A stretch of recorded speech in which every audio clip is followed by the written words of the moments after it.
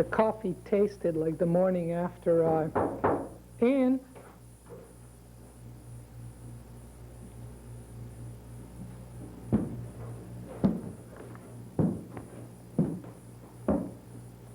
I have never been in the Welcome Café, except in my déjà vus, and from those reliable sources I am certain that murders have been committed there. Besides, the name alone, Welcome Café, is sinister enough. He said, and in here no more than a minute. I reported my suspicions to the summer night, but he had his doubts.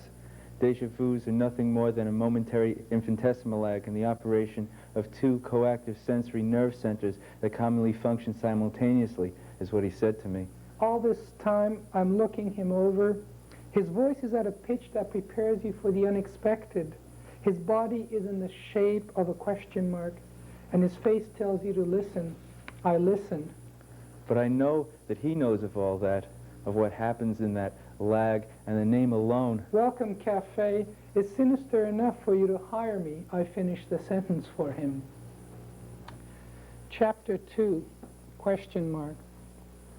I turn around and find him gone, and myself on a busy corner of Chinatown, like any other busy corner in any other Chinatown I've never seen, except there it is, high windows and narrow sidewalks. Lookouts, no doubt, dressed as tourists to look inconspicuous, wrap around.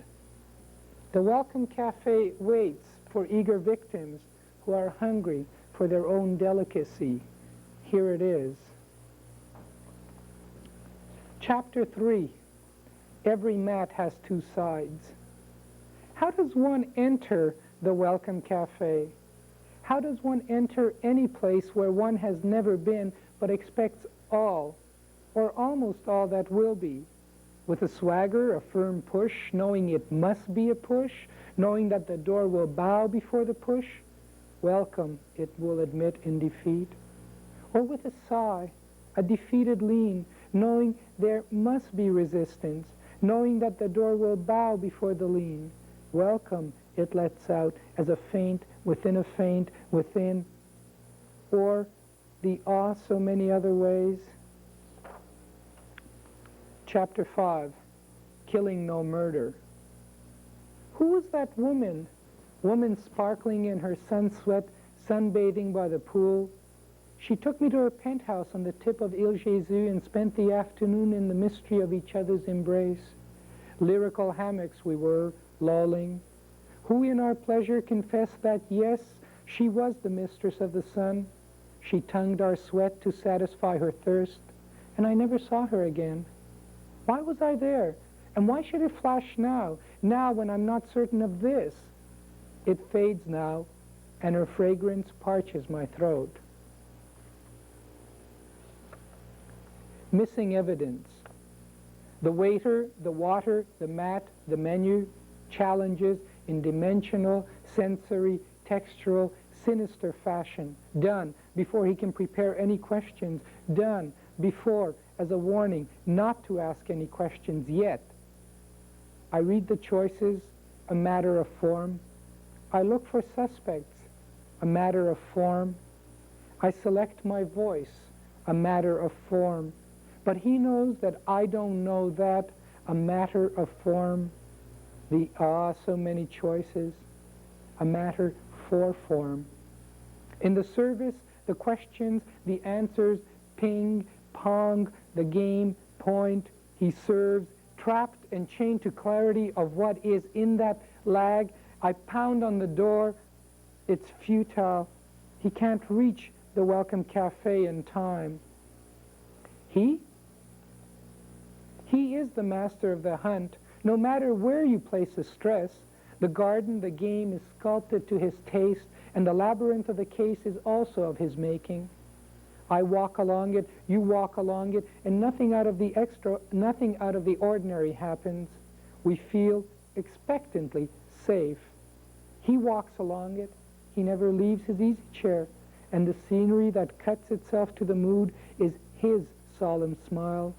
In what slum room of the inflection do you hide from someone like that?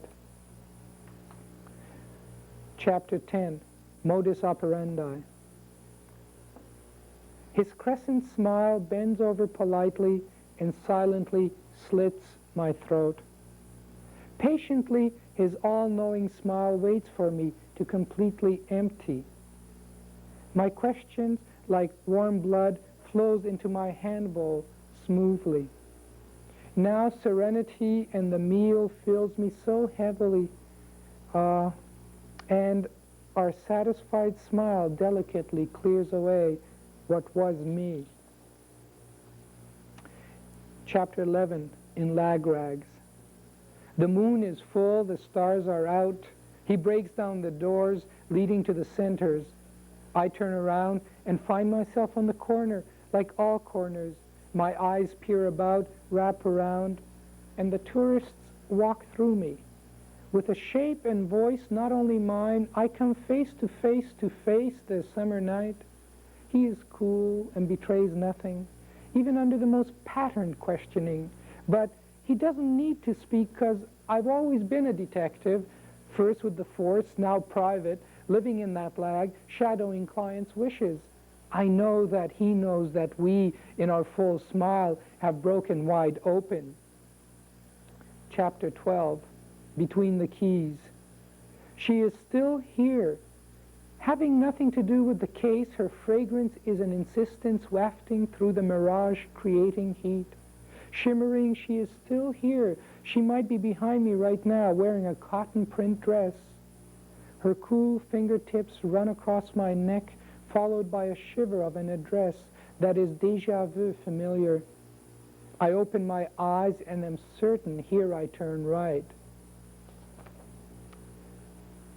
Chapter 13, no case closed. The client, the detective, the solution, orbit. There are summer nights when you come close to yourself, so close you split and experience the lag. And to know something real, you must first learn to kill it. The mystery is us. If you want me, I'm in the book.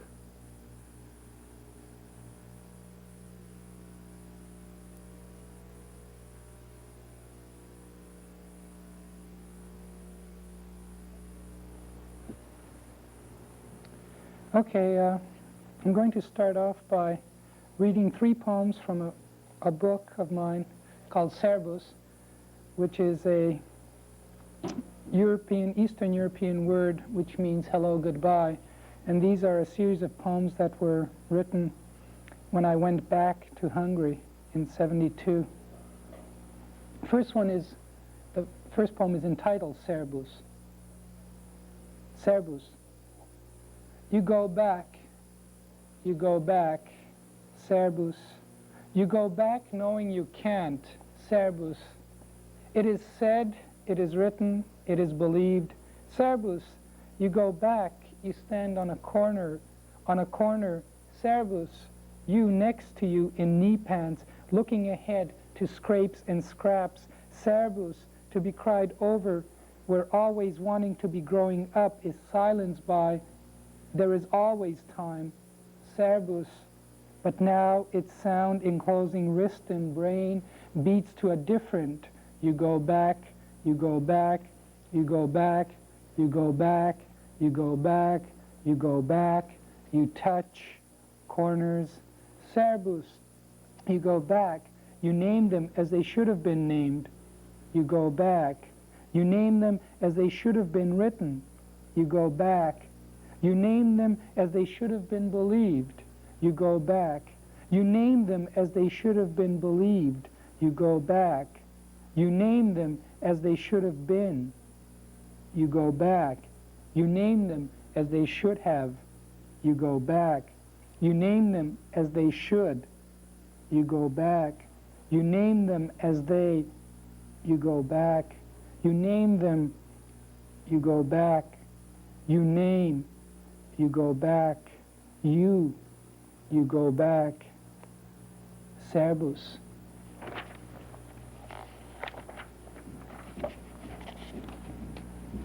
The second poem is called A Memory Found in the Corner. Wrapped in wrinkles on the veranda, on the leg stool, all day, Every day, an old woman sits.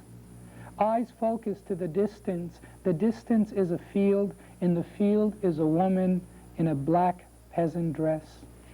She squats under the harvest sun. Eyes focus to the distance. Her hands slip under her heavy dress. The old woman, from between her knees, from under her black heavy dress, draws out something wet. And the final poem from that Hungarian series is Sun Setting for my grandfather. Sun setting, make do fence posts, hand pump and chickens casting rusted shadows in your parched yard. Sun setting, you come with unlaced old shoe steps in clothes grown too large, creased brow, fragile old man across your parched yard. You come, still warm, a small mound of bleached sand between pump and broken wagon in the corner of your parched yard. Still warm, you come, sun setting. You rest, blanketed on the mound, staring into sun setting, following an old path across your parched yard. You rest, still warm, you are sun setting.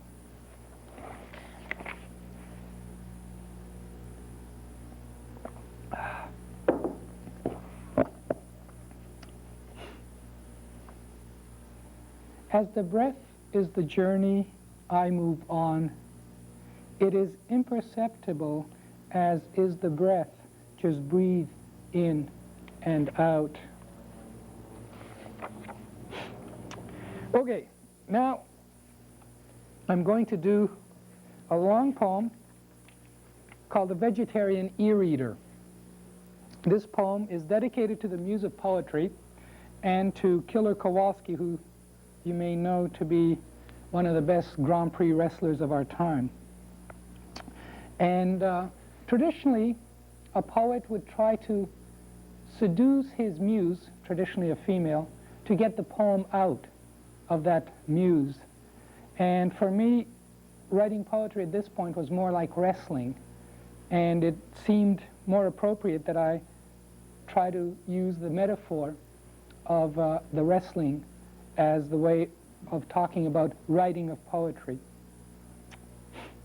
The Vegetarian E-Reader. By the way, Killer Kowalski was, at one match with Yukon Eric, was supposed to have bitten off Yukon Eric's ear. And also, Killer Kowalski claims to be a vegetarian. So I found the two things contradictory, but nonetheless right. Okay. Most of the time, it's fixed. I, the good guy, win the first round, you, the villain, the next, and the last one ends in a free-for-all. But sometimes it gets out of hand, becomes for real, no ketchup blood. It comes from the spotlighted center of the ring. The bilingual announcer calls, "Ladies et messieurs," and declares this as the main event. Didn't all those others mean a thing? Weren't they struggles to the finish too? No, those were the midgets, the ladies, the Indians, the freaks, to warm up the crowd, to make them want, to whet their appetites for the big men's grunt and blood. It comes, it will, usually wearing a hood and something hidden in its trunk, to be pulled when it appears that I'm winning, to rub into my eyes, to blind my brain, to flail me into epileptic submission. His name, Killer. Tonight, ce soir, he calls the height, he calls the weight. Again, it's me, all 150 pounds of you, against Killer Kowalski. From within, I protest. There are some unfair differences. And how come it's always me? And how come always against him? From within, what the fuck? I accept. I always wanted to be in the big league, the big money. I have some tricks of my own. The referee who is frisking us is just another unjust fix, enforcing the no rules, which is part of the rules, and gets thrown out early and or tangled in the ropes to the delight of the hungry crowd. They eat that up. Killer struts about defiant, basking in the booing. I close my eyes, begin to chant, "Oh my God." The bell rings, Killer, it's me or you. The house lights dim, the spotlights bathe us in blood bath glow. And we know winner goes high, the loser low. We circle like lovers, killer in his grin, certain of his win, me in my nakedness, certain of less. Like lovers we circle. I follow his destroyer hands. They are butterfly wings in slow motion in a smoke blue field. Suddenly, his lightning-emblazed boots flash, my groin explodes like no simile or metaphor I know. I'm on my back, he mounts the ropes. From the top ones, he dives into my center. He slams my head against the canvas. His knees jackhammer my throat, and cruel he is, he won't finish me off. My lungs collapse, and you ringside old lady, you yell for more. From the canvas, my eyes scream out, hey lady, I'm the good guy, remember? My life swims before me. I want to swim after it, but no, I'm in the killer's grip. No, the claw, those sure, quick butterfly fingers looking for me, locking in on me, moving my faith and intestines to where they shouldn't be. The claw tearing at my guts. I flail, I scream, I give up, I call it quits. Is there no mercy in this wrestling world? Killer won't let me go. Killer won't let me be. I plead, hey killer, hey, killer, remember? Hey, remember? It's a fix. Hey, hey. His face is all aglow. Saintly, he leans down close.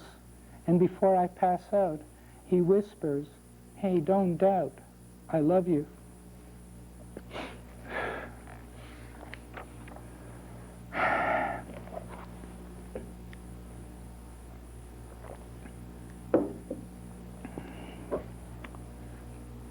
This is from a series of St. Lawrence Street poems, tentatively titled for the last 10 years is, I even forget what it's titled now. Till Next Morning. Life Till Next Morning, yeah. This one is called No Overnight Visitors. There is a stink of life in here. I'd exterminate it. I can't find its source. It creeps in like the man's next door snore, uneven, unbathed. This stink has moved in, and like a lover familiar by her scent, keeps me company, even though it's against the rules.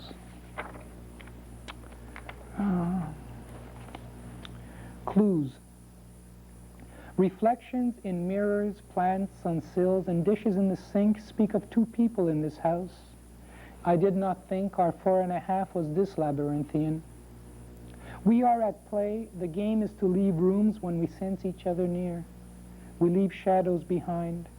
In the kitchen, I have heard screams that were left behind just recently. We cover each other's scent with our own and enter games of leaving rooms quietly. The halls along here are shored up by bleached bones. You have judged all flesh dead and kissed me goodnight. After you leave, your perfume of decay lingers, and I get the feeling of being measured. There is hollow time between us. Clues lead us into dead ends. Bounty hunting. If there was a price on your head, I would truly love you, but there isn't, so I hunt you only in my spare time. The rest is spent playing the old shell game. Underneath one is a severed head. What room are you in? I can smell your flesh curl about the candle flame. I've got you covered. Come out with your hands up.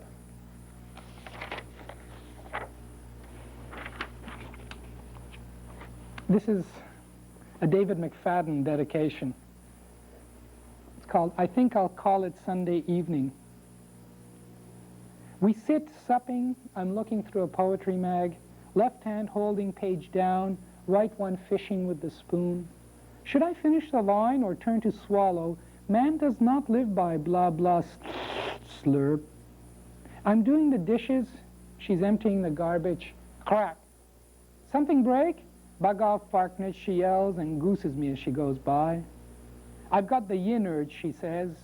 I give her the 35 cents I have. She's about to go get herself a chocolate bar, then decides against it. I'll make some cookies instead, aloud, she muses. All this is hokey and domestic, McFadden-like. I like McFadden. I think I'll write that down. This is a poem. Everything is on this page. Not below, deep, symbolic, only one draft. Can a poem be? She's in the kitchen. She's cracking walnuts. She sees me with a paper in my hand. A masterpiece, she mocks. She is cracking nuts with a hammer. I read this to her. A nice now piece, she says, and cracks a nut. I'll put that in, I say. Cookies and poems, she says. Okay, I'll call it that, I say. This can go on forever, I think. Okay.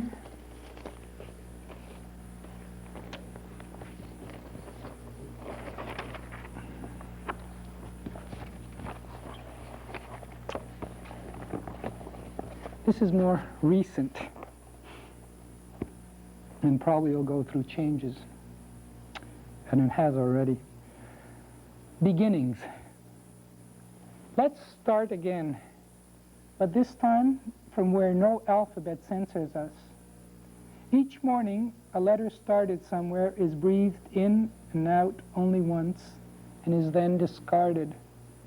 A cold shower punctures my flesh. Let's start again. This time from a dream in which each morning is a letter on which you are flying over another dream. And in this dream, you are sipping morning from your favorite cup. We have begun this time in this room without a word. You unpacked your overnight case. In it is your halo. You hold it up to the light. You spit through it, and we watch a comet laugh its way into heaven.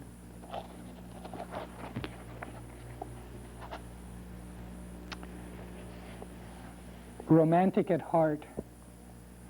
Romantic at heart, where else? I flesh out my thoughts until they are you. Romantic as all get out. Too much makeup on these New York women. By now this too much is their skin. And anyways, with all these pamphlets darting from palm to palm, offering you everything for $10, who looks beyond the cunt? Of course these touchings on the all-asleep bus home affects only the dreamers. I am nowhere at the moment. I don't know the distance to your arms or other romantic parts. I'm sensitive only to the misshape of my spine. Desires are twisted in those mangled wires. There is no current of fidelity. I could say I love you and mean it as much as any other time. And it's really time, being out of it, that locates this bus. The darkness we're shooting into, out of, permits me to float free, almost in melancholy, almost as anything, almost crying. I settle for the thoughts of crying. There is the sweet odor I inhale as you inhale as me. Our stories are sparks, and we are children awed by fire. We light up, now inhale the darkness. Morning seeps through our lungs.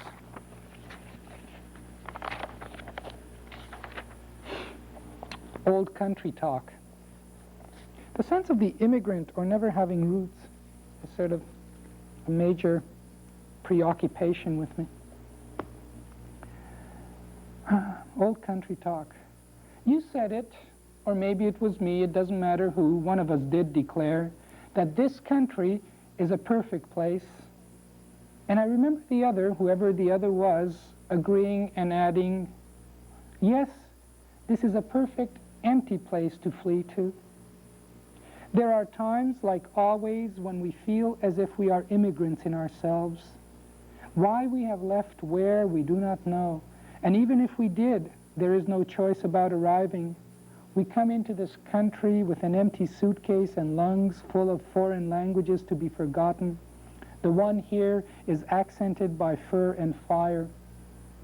After the required time in quarantine, where we are checked for lice and communicable diseases, we are given a threadbare shape into which we slip like secondhand silence, showing at the secondhand silence, our fear showing at the elbows, and work hard for the fare to bring over our sons and daughters to this perfect empty place where we are immigrants from birth. Does that mean 5 minutes or 5 seconds? That's all right.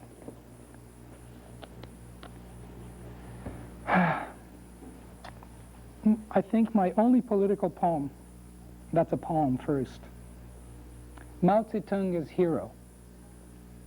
What I think he's saying, the commentator, is that Mao does not need a body. That form of the hero was used up long ago.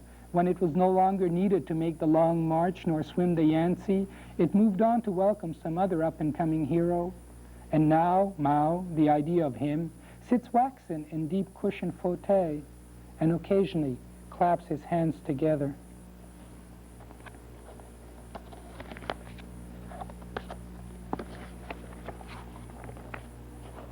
A hockey poem. I was doing this series of hockey poems, conjunction with each game played on TV, and I would go to a tavern or brasserie, and depending on what went on, I'd watch the game or whatever and write about it. This one is called Brasserie Pizdru.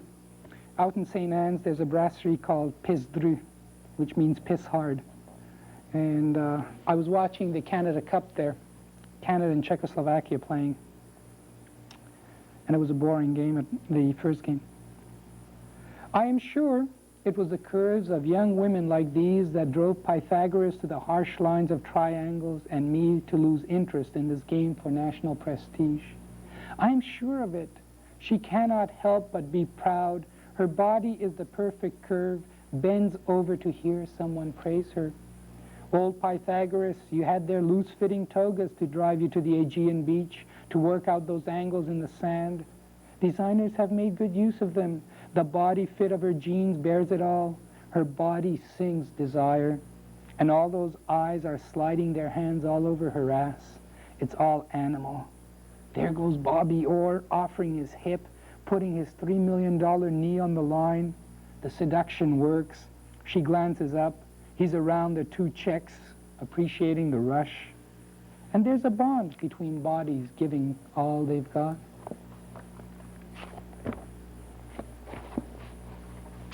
And the last poem that sort of is right for this particular moment as my head feels. Untitled. Who, cape across his face at midnight, veils his generosity? Wake me when we're dead, he said, and I told him about this man. His yoga toga diaper tucked was running down some New York street. It's too late for phone calls. Something's supposed to happen. Lying down, the pain is impossible to bear. From spine to temple, it makes the number 7.